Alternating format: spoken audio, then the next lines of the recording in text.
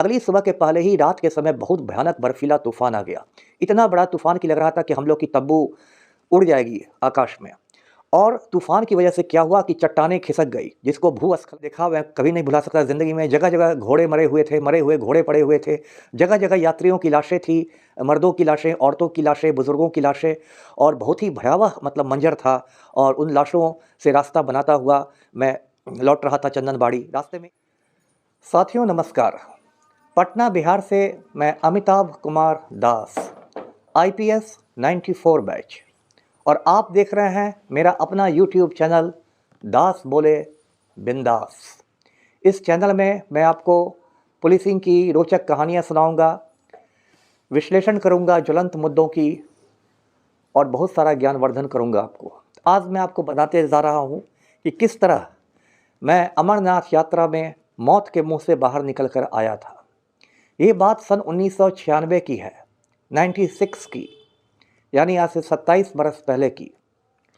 मैं उस समय IPS की ट्रेनिंग करता था और ट्रेनिंग के दौरान हमें कश्मीर घाटी भेजा गया BSF के साथ ट्रेनिंग करने के लिए। BSF का मतलब है बॉर्डर सिक्योरिटी फोर्स, जिसको हिंदी में कहते हैं सीमा सुरक्षा बल। आप जानते हैं साथियों कि कश्मीर में अमरनाथ की गुफा है, जहां प्राकृतिक रूप से एक बर्फ़ का शिवलिंग बन के तैयार होता है, जिसे भक्त लोग बर्फानी बाबा कहते हैं। और हर साल लाखों भक्त, लाखों तीर्थयात्री बर्फानी बाबा का दर्शन करने जुलाई अगस्त के महीने में आते हैं। और इस यात्रा पर आतंकी हमले का खतरा रहता है, इसलिए BSF को इसकी सुरक्षा की जिम्मेदारी दी जाती है। साथियों मैं ये भी स्पष्ट कर दूं कि व्यक्तिगत रूप से मैं घोर नास्तिक हूं, ईश्वर में मेरा रत्ती भर विश्वास नहीं है, लेकिन ड्यूटी के चलते मैं भी BSF के साथ अमरनाथ यात्रा में पहुंचा था। एक दिलचस्प बात मैं और बताऊं, बहुत लोग नहीं जानते हैं कि जो अमरनाथ यात्रा की गुफा है, उसकी खोज एक मुस्लिम गैरेडिया ने की थी। वो अपने जानवर हाँकता हुआ ऊपर पहुंचा और उसने नीचे लौटकर लोगों को उस शिवलिंग की जानकारी दी। और आज तक कई सौ साल बाद भी अमरनाथ गुफा में जो टोटल चढ़ावा चढ़ता है, उसका 1/4 हिस्सा उस मुस्लिम गैरेडिये के परिवार को जाता है। तो ये है हिंदुस्तान की गंगा जमनी तहजीब। आज के दौर में हिंदू मुसलमानों को लड़ाने की बहुत राजनीति हो रही है, इसलिए इसको याद रखना जरूरी है। तो मैं आपको बता रहा था अमरनाथ यात्रा के बारे में। सबसे पहले हम लोग चंदनबाड़ी पहुँचे, जहां अमरनाथ यात्रा का बेस कैंप लगता है, यानी सबसे पहले यात्री चंदनबाड़ी में इकट्ठा होते हैं। यह कश्मीर के पहलगाम जिले में है। पहलगाम में एक और इंटरेस्टिंग चीज़ है, उसे बॉबी कॉटेज कहते हैं। बॉबी कॉटेज इसलिए कहते हैं क्योंकि बॉबी फिल्म की शूटिंग वहाँ हुई थी। और ये जो हिट गाना है हम तुम एक कमरे में बंद हों और चाबी खो जाए, ये गाना ऋषि कपूर और डिम्पल कपाड़िया पर उसी कॉटेज में फिल्माया गया था। तो चंदनबाड़ी हम लोग पहुँचे, वहाँ हज़ारों तीर्थयात्री थे। उसके बाद हम लोगों ने अमरनाथ की यात्रा शुरू की। सबसे पहले आता है पिशू टॉप। पिशू टॉप जो है, इसकी चढ़ाई बिल्कुल खड़ी है। इतनी खड़ी चढ़ाई है कि चढ़ते चढ़ते आदमी बुरी तरह हाँफ जाता है। मैं भी हाँफ गया, लेकिन उस समय मैं अभी से काफ़ी ज़्यादा यंग था, ट्रेनिंग भी कर रहा था, तो काफ़ी ज़्यादा फिट भी था। तो पिशू टॉप पर हम लोग दोपहर होते होते पहुँच गए। पिशू टॉप के बाद अगली चढ़ाई जो थी वो थी शेषनाग की। शेषनाग पर पहुँचते पहुँचते हल्का हल्का अंधेरा छाने लगा था। शेषनाग एक ऐसी जगह है जहाँ एक झील है, उस झील को शेषनाग झील कहते हैं। और झील के पास एक बहुत बड़ा मैदान है, वहाँ हज़ारों तीर्थयात्री थे। वहाँ भंडारे भी लगाए जाते हैं।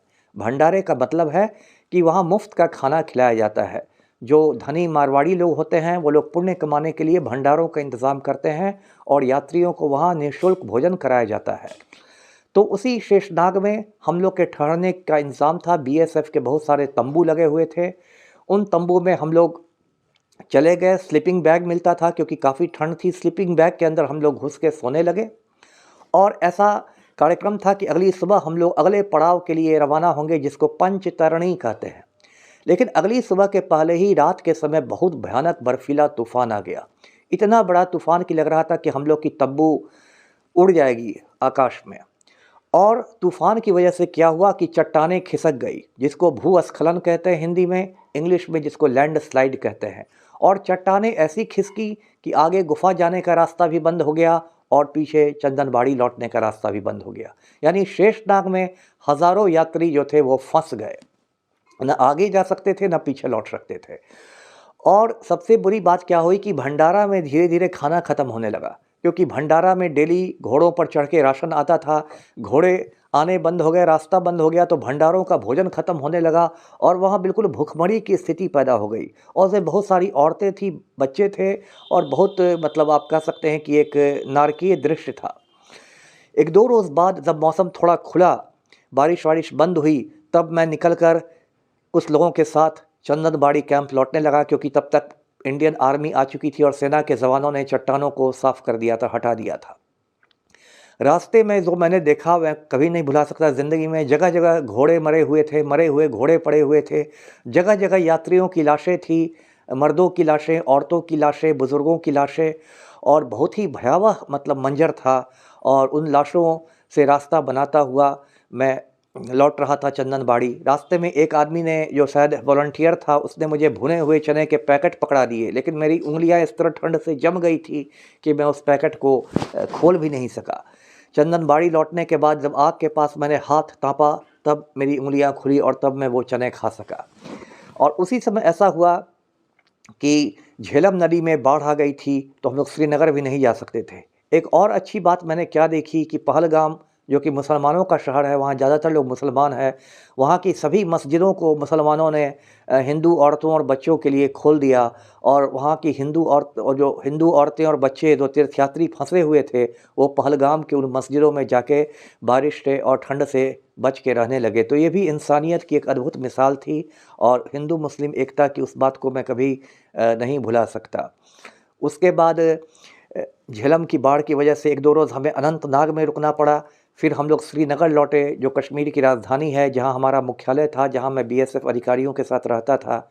मुझे लगा कि ये तो बहादुरी हुई है, मैं मौत के मुंह से लौटा हूँ, इसकी सूचना अपने सीनियरों को देनी चाहिए। तो आप जानते हैं आईपीएस लोगों की ट्रेनिंग हैदराबाद में होती है, सरदार वल्लभ भाई पटेल राष्ट्रीय पुलिस अकादमी में।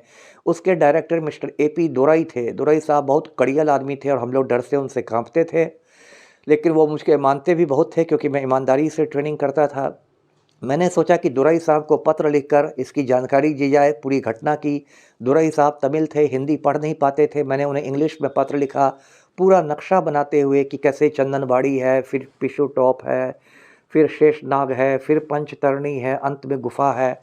और दोरई साहब को वो मेरा लेटर इतना पसंद आया कि उन्होंने नेशनल पुलिस एकेडमी के नोटिस बोर्ड पर मेरी चिट्ठी को लगा दिया, जिससे मेरे जूनियर बैच के लड़के लड़कियां भी मेरी चिट्ठी को पढ़ सकें। तो साथियों, ये थी अमरनाथ यात्रा की कहानी। और उसके बाद भारत सरकार ने भी बहुत कड़ाई करनी शुरू की। इसके पहले अमरनाथ यात्रा में कोई भी व्यक्ति जा सकता था, बुज़ुर्ग हो, बीमार औरत हो, बच्चे हो। लेकिन 1996 में जो त्रासदी हुई, जिसमें सैकड़ों लोग मारे गए, बहुत लोगों की लाशों को तो लिड्डर नदी में बहा दिया गया और लाशें बहकर पाकिस्तान पहुंच गई। उसके बाद भारत सरकार ने नियम खड़े कर दिए कि अब बेस कैंप में वहाँ रजिस्ट्रेशन कराना होता है, मेडिकल जाँच होती है, और जो लोग स्वस्थ पाए जाते हैं उन्हीं को अमरनाथ यात्रा करने की अनुमति दी जाती है।